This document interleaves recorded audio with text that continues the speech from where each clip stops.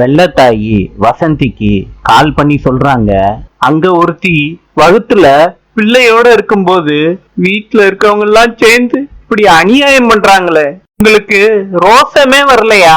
வசந்தி சொல்றாங்க, சரிம்மா, நாங்க உடனே கிளம்பி வரோம். சரி, வெள்ளத்தாய் பேசுறத கேட்டுக்கிட்டு இருக்காங்க.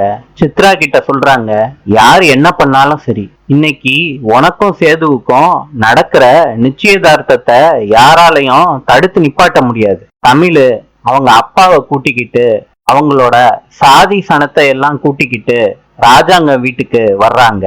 வெள்ளத்தாய் சொல்றாங்க, தமிழ் வாயும் வகிரமா இருக்கும்போது அவளோட புருஷனுக்கு வேற ஒருத்தி கூட நிச்சயதார்த்தம் பண்ணுவீங்களா?